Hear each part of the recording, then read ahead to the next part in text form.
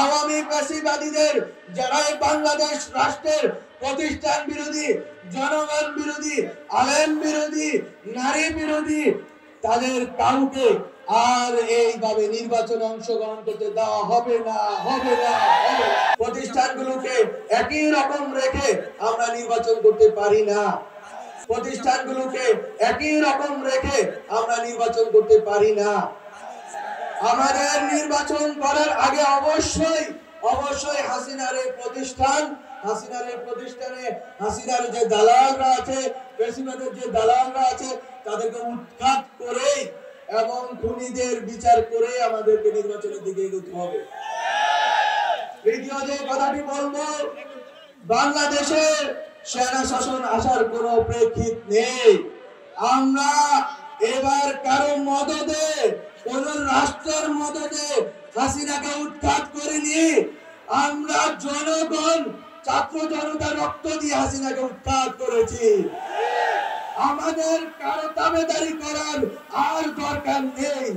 আমরা হাসিনার দাবেদারি করার যে প্রক্রিয়া, সেটাকে নস্যাৎ করে দিয়ে নিজেদের রক্তের বিনিময়ে স্বাধীনতা এনেছি। বলতো আমরা কারো কাছে আর মাথা নত করব না। আমরা ৩রা আগস্টে বলেছিলাম 111 চাই না। 111 নিয়ে নিচে ভয় পাওয়ার কিছু নেই।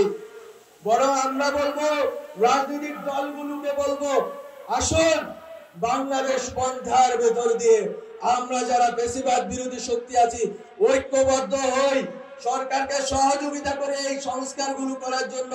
এই প্রতিষ্ঠানগুলো যদি সংস্কারকৃত হয়, তাহলে উপকৃত হবে বাংলাদেশের জনগণ, তাহলে উপকৃত হবে বৈষম্যের শিকার জনগণ। আপনারা যদি আপনাদের সদিচ্ছা থাকলে আপনারা এই সরকারকে সর্বতোক্রমে সহযোগিতা করবেন এবং এই সংস্কারের কার্যক্রম শেষ হওয়া পর আমরা একটি সুষ্ঠু গণতান্ত্রিক নির্বাচনের মাধ্যমে ক্ষমতা হস্তান্তরের দিকে এগোবো। এবং সেই ক্ষেত্রে আবারও ব্যক্ত করতে চাই, আমি একটু আগে হাজীগঞ্জে বলে এসেছি, আওয়ামী ফ্যাসিবাদীদের যারা বাংলাদেশ রাষ্ট্রের প্রতিষ্ঠান বিরোধী, জনগণ বিরোধী, আলেম বিরোধী, নারী বিরোধী, তাদের কাউকে আর এইভাবে নির্বাচনে অংশগ্রহণ করতে দেওয়া হবে না।